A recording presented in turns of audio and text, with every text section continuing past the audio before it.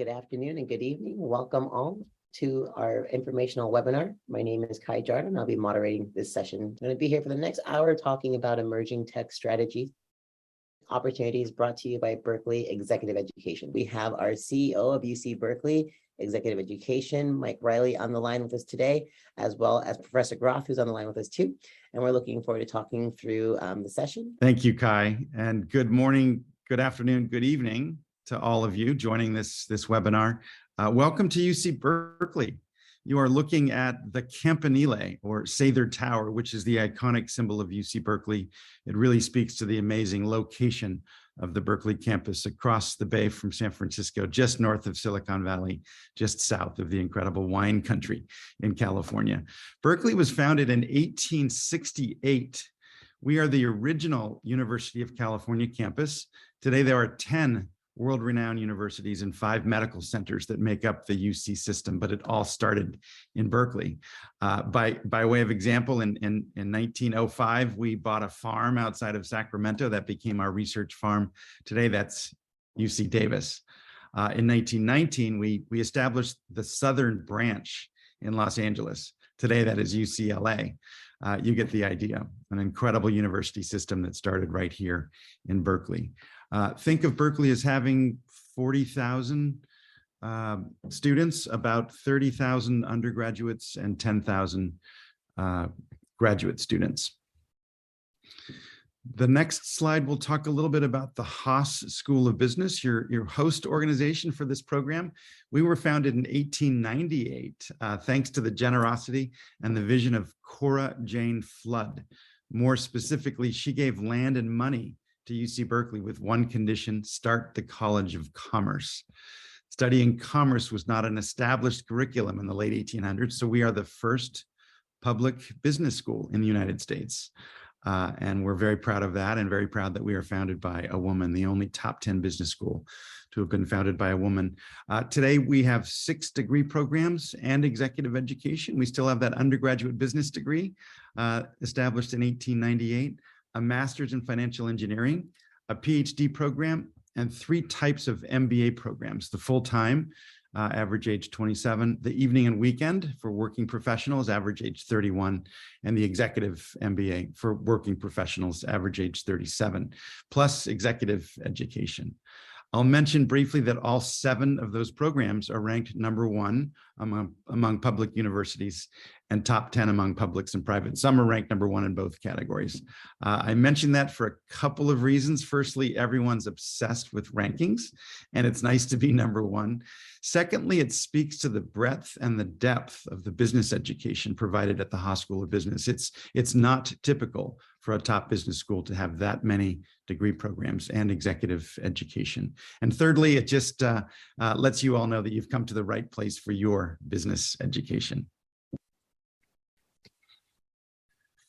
The next slide talks about Berkeley Executive Education.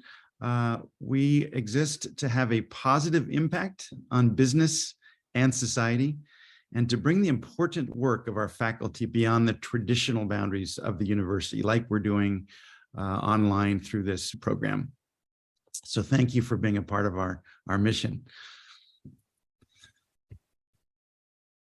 Executive education offers programs in various delivery methods online, which is how this program is structured.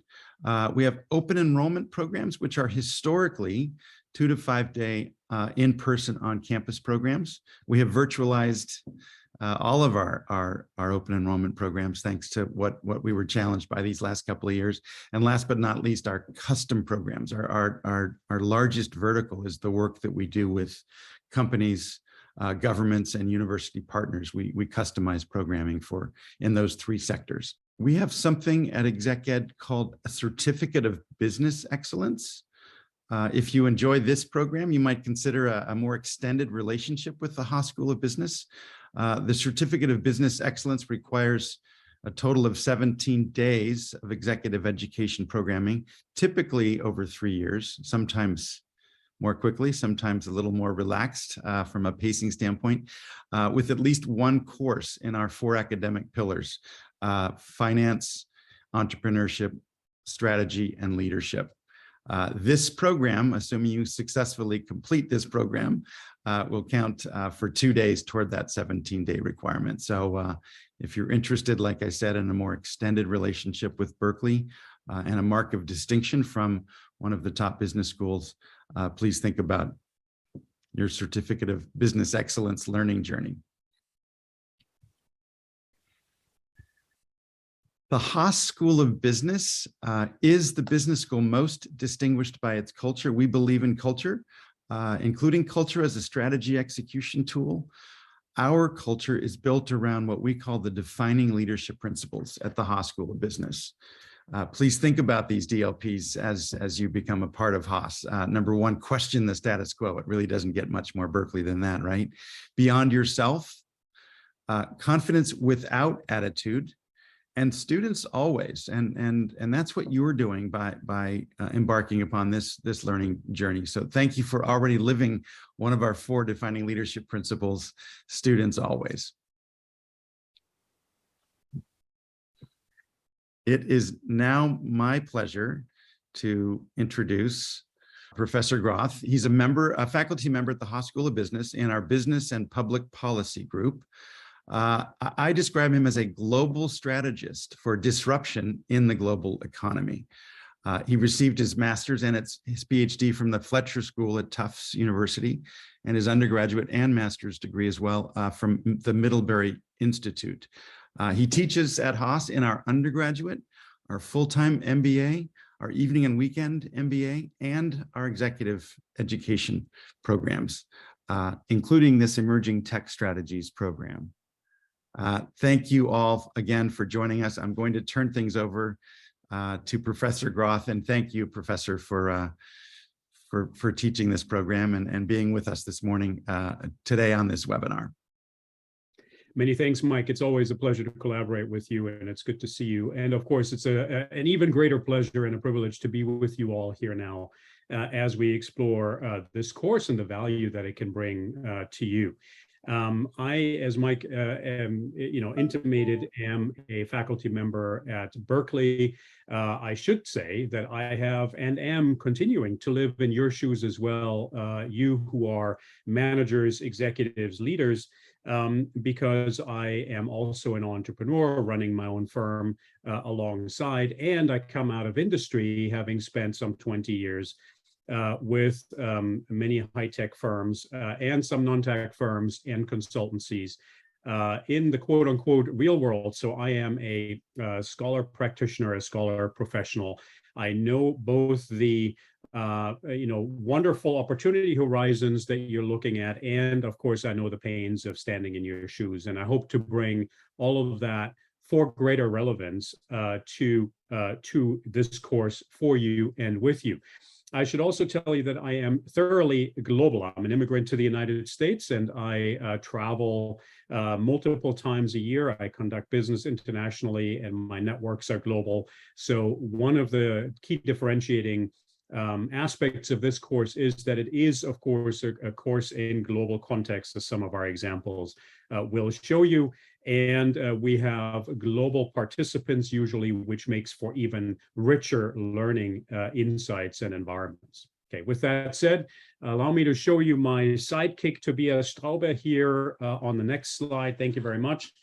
Tobias is my research co-lead. He is an associate partner for analysis and research at Cambrian Futures, my consultancy, and he is a constant thought and work partner for me at UC Berkeley Executive Education. Tobias equally has extensive international experience and has led and co-led many strategy projects with me. You will see him a few times now and then in the live sessions, and I'll explain shortly what those are.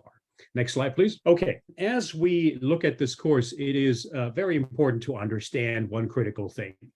This course, of course, at the heart of it, deals with emerging technologies, and we will show you what those are. And it is not a technology course from an engineering perspective, of course, from a technology design perspective, but rather a strategy course. We examine disruptive technology innovation trends. We examine various spaces, vertical and horizontal, in order to figure out how do those disruptions, how do those technologies impact your personal business, your personal career, I should say, as well, and how do you respond to that proactively with new strategies. In this case, we will teach you how to design new types of innovation portfolios that are strategically geared toward new opportunity horizons and, of course, emerging risks as well. Thank you very much. Next slide. So what exactly will we be doing in this course? Of course, we are starting off exploring trends, key insights, and key implications of technology trajectories. But we will also then project those forward and teach you foresight tools and frameworks that we have particularly developed for this course that will allow you to understand where these trajectories are plausibly leading, especially as they collide with other technologies. In order to respond to that proactively, we also have to, of course, teach and build capabilities in you to look at that strategically. That means to understand how one might position preemptively or preventatively, as it were, in the ecosystem in order to harness opportunities, in order to mitigate risks, and in order to compete better where competition is part of the game. Through that process, you will gain greater organizational resilience. We are clearly living in chaotic times, lots of upheaval, not just through the pandemic, but really through a lot of things in this world. Micro and macro disruptions are abound. And yet we cannot sit on the couch and wait for those to blow over. They may never blow over. We have to deal with them head on. This kind of technology trend course that leads you to greater and better technology innovation portfolios that are more strategic will enhance your resilience to navigate those troubled waters better. Next.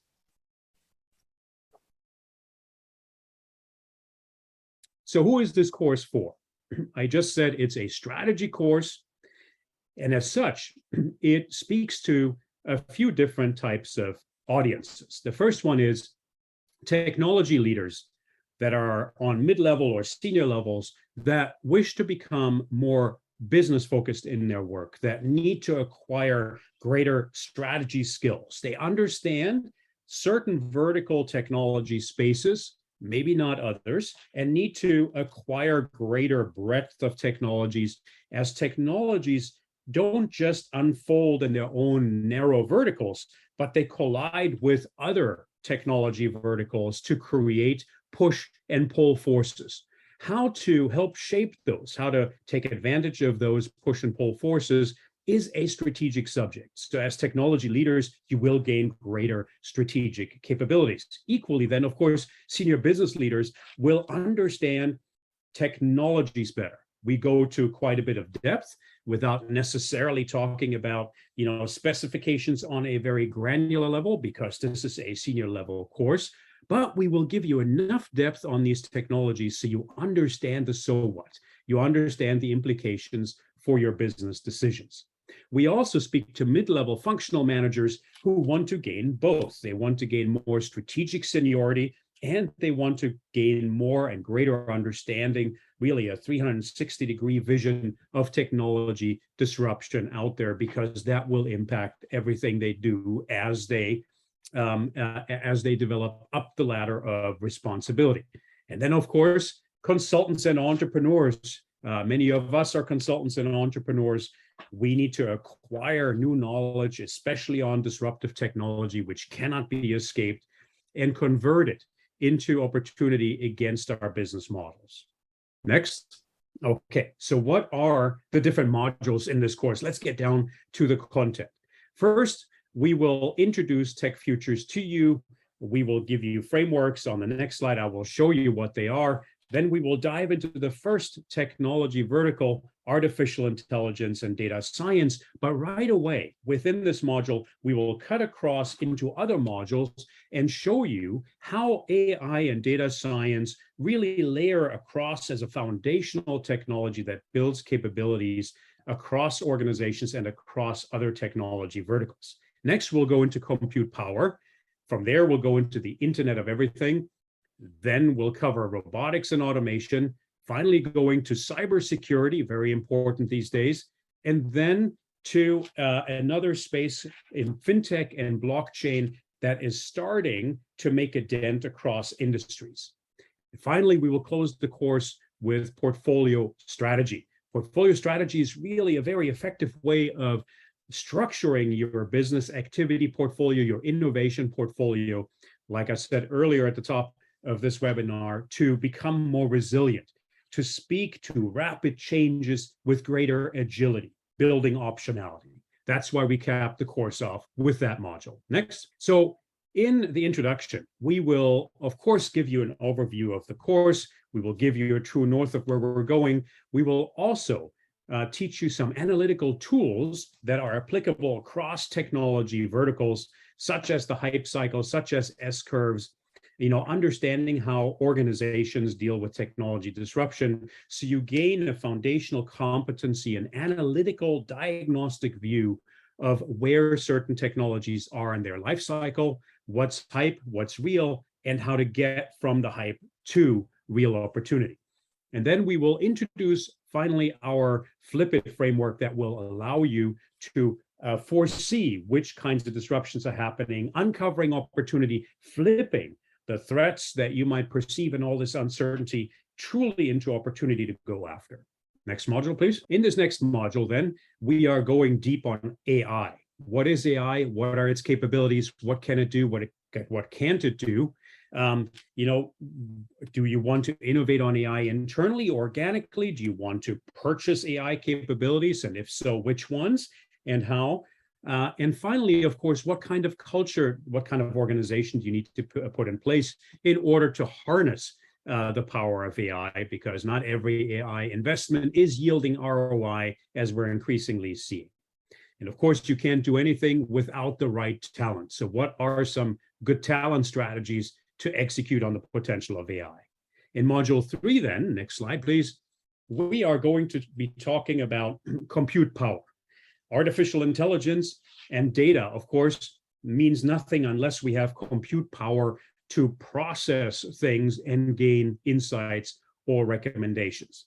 And so we need to understand the semiconductor supply chain, the value chain, as it were, and figure out where we reside with our businesses and how we have dependencies on that semiconductor supply chain. There are infrastructures, of course, in place that enable that supply chain, energy being one of them, and energy becoming ever more important these days, as we know. How do we look at that? How does that create new realities in compute power for every business? And then finally, what are some of the alliances that you should be thinking about as the world of chips is evolving toward ever greater capabilities, including, of course, quantum computing? In module 4, then, on the next slide, we will be talking about the Internet of Everything. How is it all coming together? What is the ecosystem of different smart nodes that we are going to be placing our businesses in? We need to, in fact, take a more granular view than normal industry analysis would allow us to do. And so we're introducing a new framework here on nodal prosperity and nodal health. Nodes in your business. How do you keep them healthy? How do you compete them? How do you keep them competing really well? What role does trust and security and safety play in this? And of course, how do we manage all that data across all those nodes in a human-centric approach? In module 5, then, next slide, please.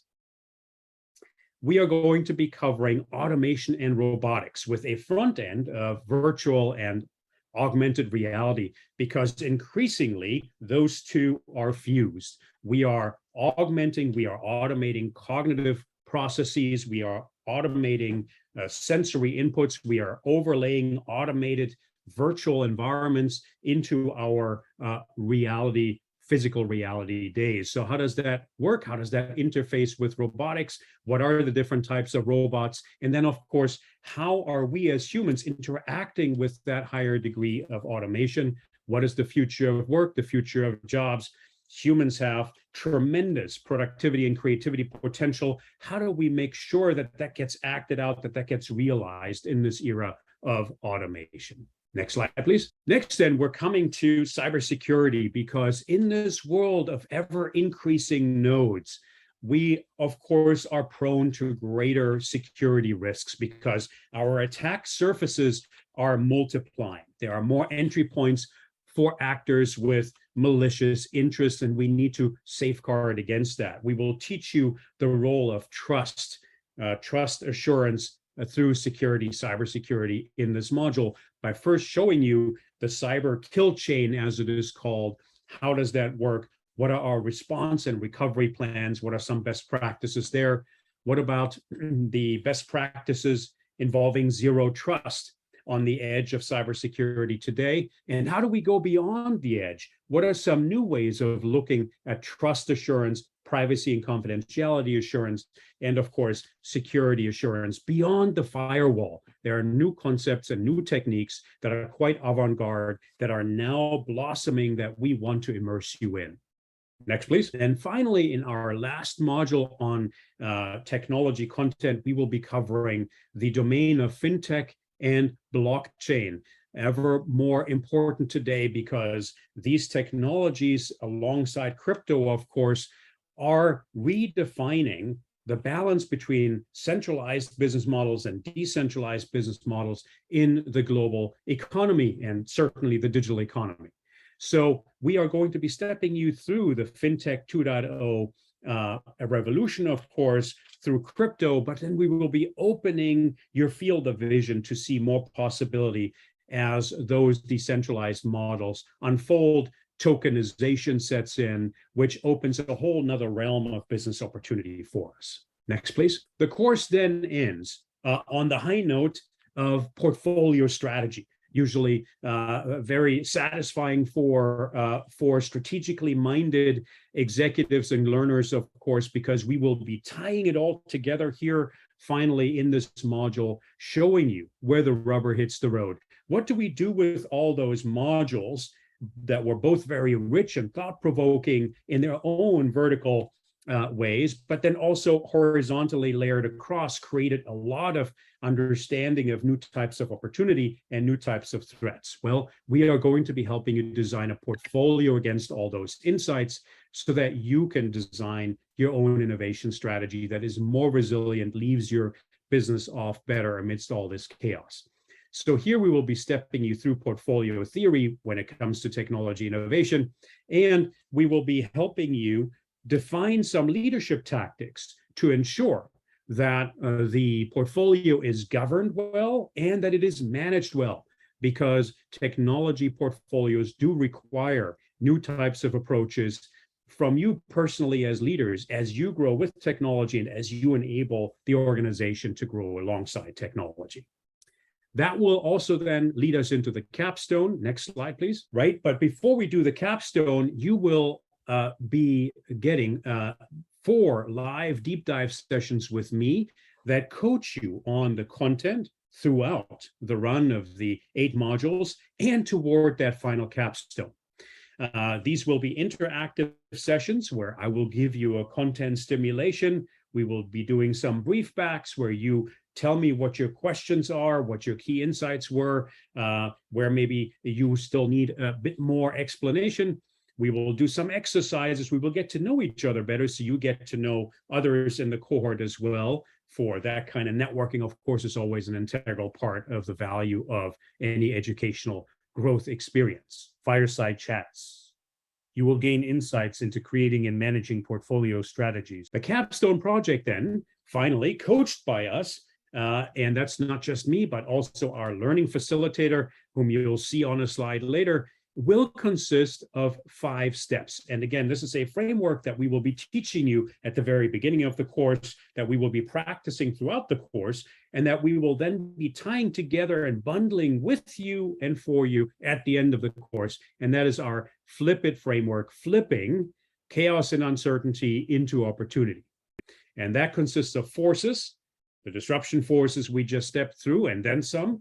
New emerging logics in your markets and industries as things change around you, new types of patterns and phenomena. Who's got more power? Who's better positioned than before? Who is worse positioned than before?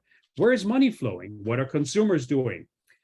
Then we will go into impact. What does this all mean for my value chain and my industry? And finally, of course, what do I do as a leader with my business portfolio to triage, to make sure that I shed myself of old businesses or old products or old activities that no longer will yield results, no longer will yield ROI, and how do I add new ones in there to be ready for the next wave of growth? Next.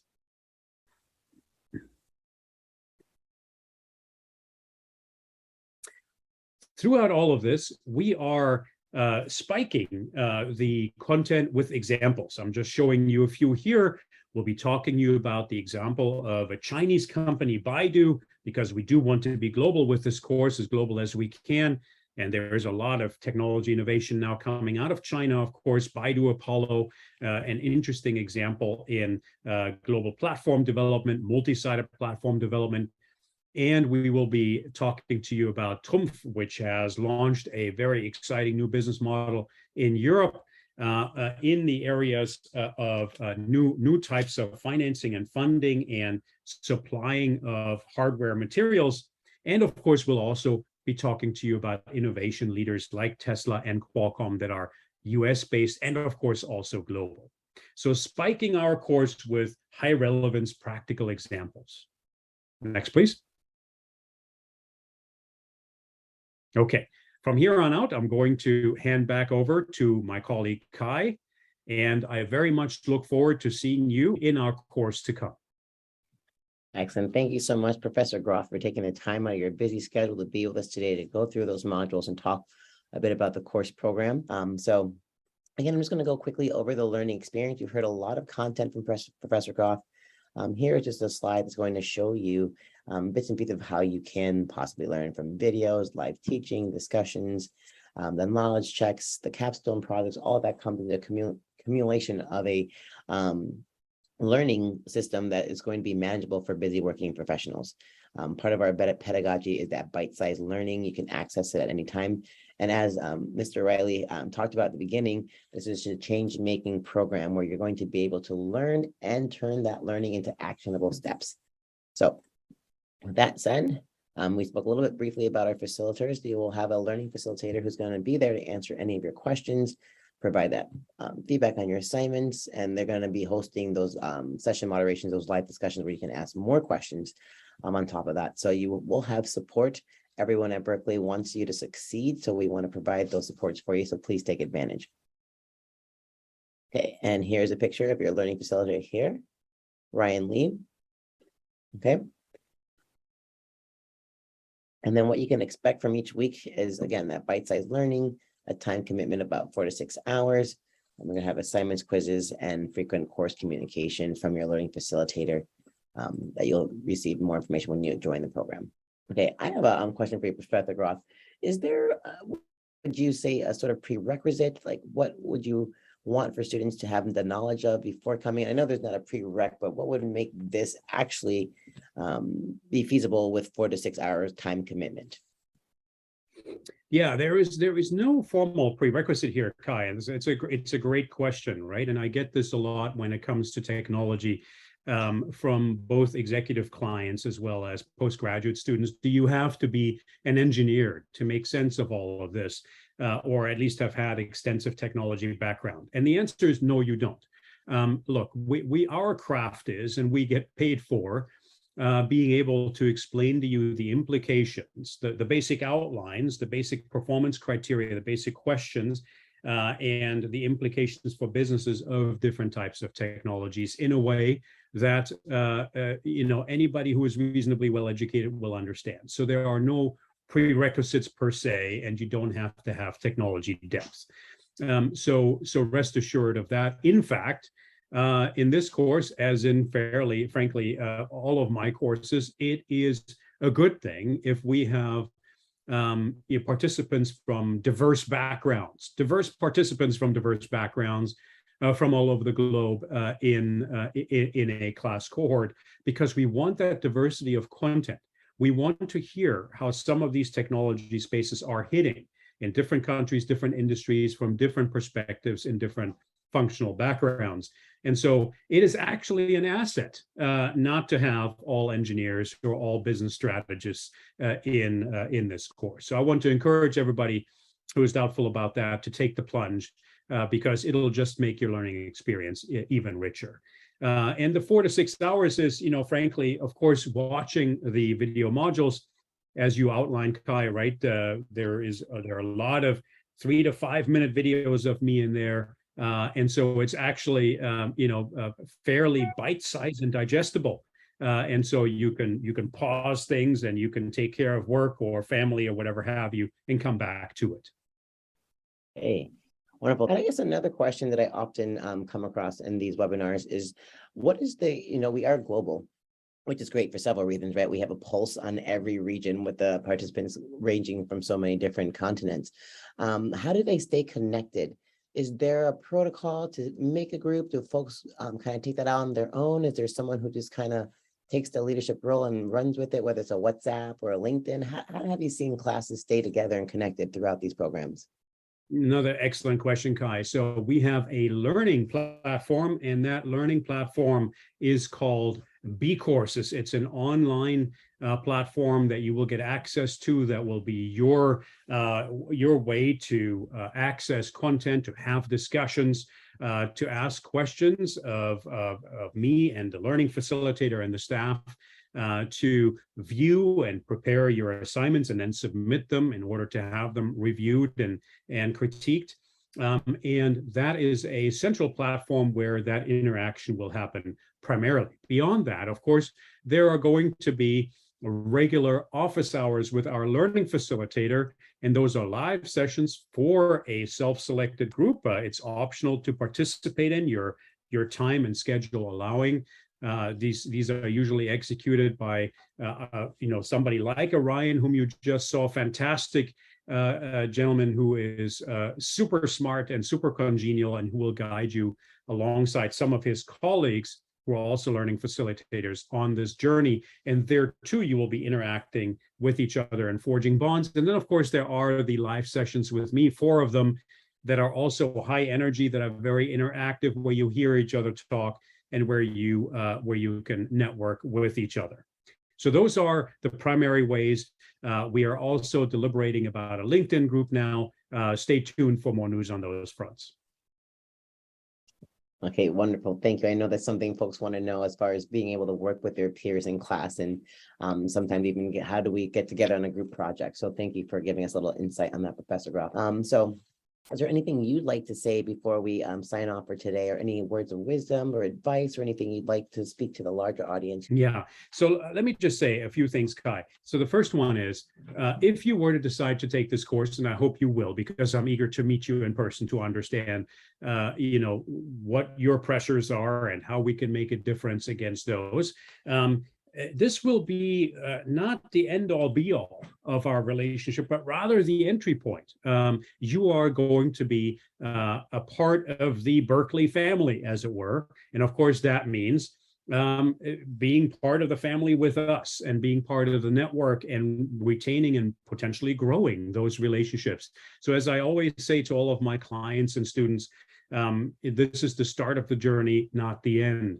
And so I always encourage people to ping me on LinkedIn, tell me where they met me, keep me abreast of changes in their lives, of how they're applying the content, of any remaining questions they might have, and to, again, see this as the start, not the end. And so that is part of the promise. You are not just buying a one-time quick hit package.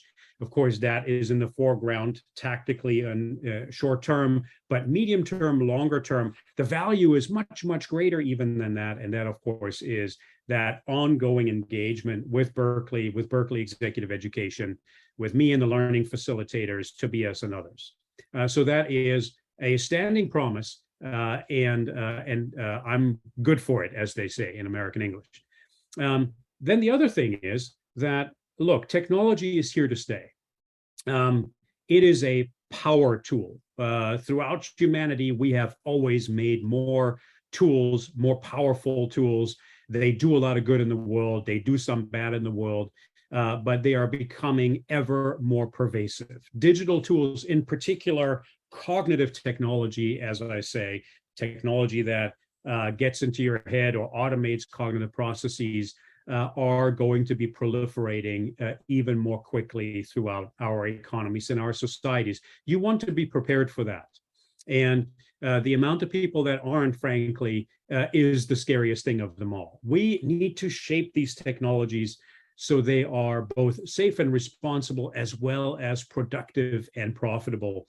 And we will help you understand those dimensions of technology as well. As you saw, one of our values at Berkeley is, and at Haas in particular, is beyond self. So we always co-think, we always co-reflect on the implications on larger societal groups and ecosystems, and both physical and economic well-being. And so all of those things will be part of this course. It will get you ready for that continued technology disruption. And as such, we think it's a good investment with an appropriately long runway and payback period.